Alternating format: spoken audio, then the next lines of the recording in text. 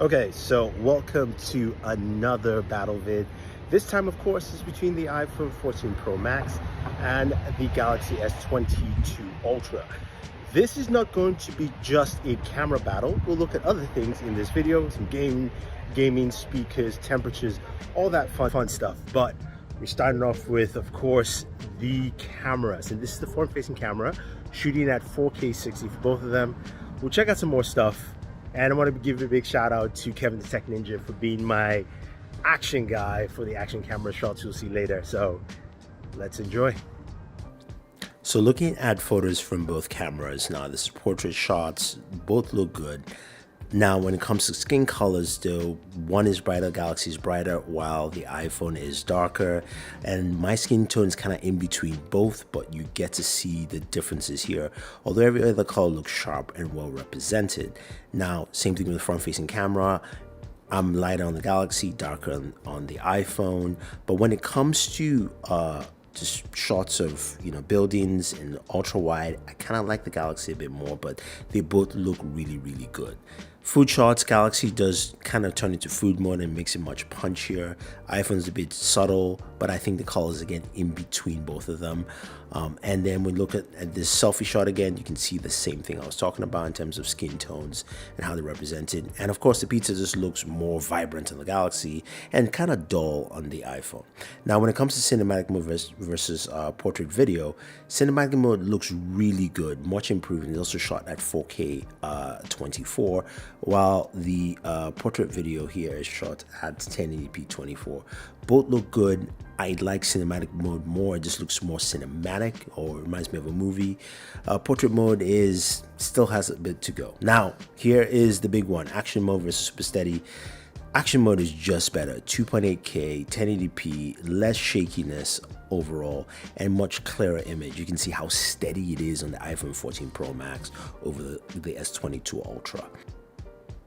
Now the S22 also doesn't lose all the video categories. It does have 8K video, which is what I captured here watching this kid's soccer game in my neighborhood, but you can crop in and it can still be solid. 8K 24 frames per second, very nice if you want to capture something that of higher resolution. Night mode video for camera, both of them are kind of hard low light setting.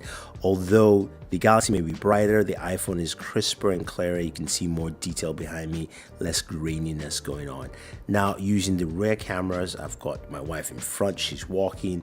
You can clearly see the iPhone is just brighter and clearer as opposed to what the Galaxy is a bit darker.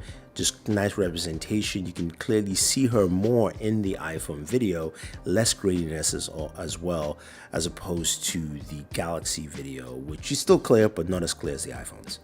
Now when we go to low light photos, you can see here the iPhone brings a much more balanced white tone, while the Galaxy is pulling a lot of that yellow light within the restaurant we're sitting. I was also outside, so you can see the Galaxy is more true to live color, while the iPhone is making it much whiter because there's a yellow street lamp. But here, this is 3x.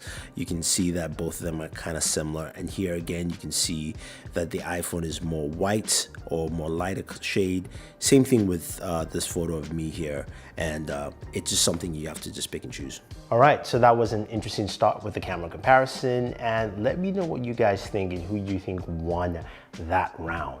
Now let's move over to the displays. Both of them have some pretty bright displays, probably one of the brightest on the market here, with of course the Galaxy S22 Ultra being slightly larger just in dimensions. Now when it comes to peak brightness here, the Galaxy S22 Ultra is at about 1750 nits, while the iPhone 14 Pro Max is at around 1600, but in direct sunlight it goes up to 2000 nits, and looking at it in direct sunlight, it is absolutely incredible to see how that actually scales up pretty well, and it was nice to see. While the S22 Ultra, does a good job, but just not as good there.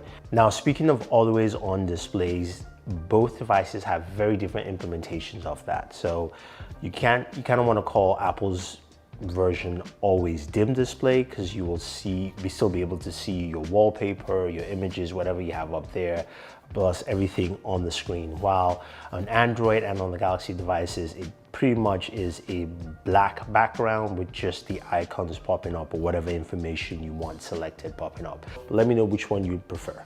Now let's go ahead and talk about benchmarks. This one is quite interesting. Now, the Apple A series chipsets have always been very good at setting some very incredible benchmarks overall, and it continues here with the A16 Bionic. Let's see what we have from Geek Benchmarks. Now, from Geekbench, right, we're looking at the single core scores. It is 1,861 for the iPhone 13 Pro Max, while it's 1,216 for the S22 Ultra. Now, when it comes to multi-score, you see a much bigger gap with 5,401 for the iPhone, and then we have 3,429 for the Galaxy S22 Ultra. So a much bigger score. Now, some of you are looking and going, well, that is from February 10th, 2022. Well, I ran more recent benchmark numbers. It was actually lower for the Galaxy at 905 and 2,939 for multi-score. So not really great. But then again, this is not the latest chipset from Qualcomm. We do know that the Snapdragon 8 Plus Gen 1 does a much better job, but we're comparing these two and it clearly shows here. But what does that mean in terms of gaming? Now, I cannot give you benchmarks yet for the iPhone 14 series of devices, just because I can't get a benchmark tool to give me benchmark numbers. But what I can tell you though is that they both run pretty smooth, and even playing games like Genshin Impact on the S22 Ultra and the iPhone 13 Pro Max, you will start off at very high performance and it will scale down over time, especially if you're playing for anything more than 30 minutes. But that's just been there. In terms of the S22 Ultra, those are the benchmarks I'm currently getting on screen, so you have that as reference. Now, what about temperatures after gaming for such long periods of time? So with the S22 Ultra, we're looking at 105, 106 degrees, which is nice, and is much better than the iPhone, which comes in like at 112 to 114 in terms of temperature. So there is at least a good 6-degree difference.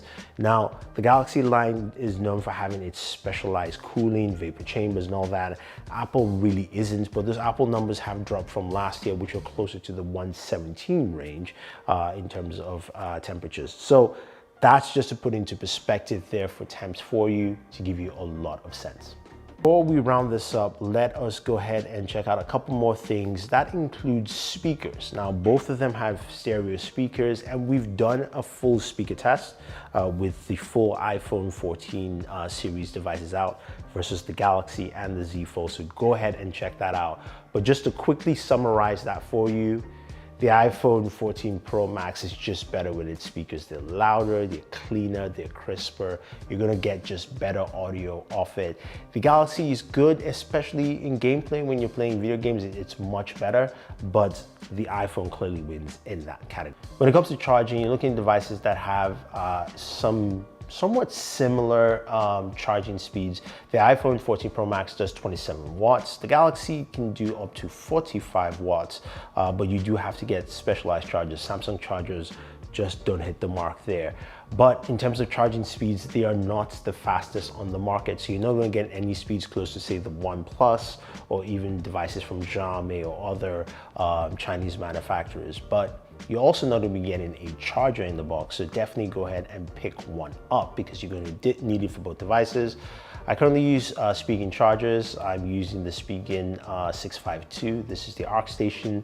It's great because it does 65 watts, so you should cover both devices for me quite effectively. What features set these two devices apart? Well, with the Galaxy S22 Ultra, you have the S Pen, and that is something that has carried over from the Galaxy Note series, has a lot of built-in functionality that does some really cool new stuff. While with the iPhone 14 Pro Max, you do have dynamic island, which is something new and different in terms of using notifications, as well as also what I tend to call a design defect to an advantage. Having that notch be something more reactive, proactive, and functioning really well for all your notifications is a really cool thing overall. So the question now remains, who won this battle vid? And I think it's actually pretty clear. I think especially looking at what we got from the cameras, from both devices, and also even including the speakers as well, I think the iPhone 14 Pro Max has taken the crown. Even though I do prefer the Galaxy S22 Ultra, I will say the iPhone is feeling just more robust in terms of camera quality, also in terms of just general functionality as well, and longer battery life in terms of what the iPhone brings to the table. So let me know what you think. Do you think Galaxy actually won this round, or do you think it's actually the iPhone? Leave your thoughts down below. And if you want to check out more videos about the iPhone 14 Pro Max, we do have a gaming video up, so go check that out. We also have a speaker test as well. And if you just bought one, we'll show you how to set up your eSIM on this device. So this is Thunder E saying thank you, and always enjoy your entertainment.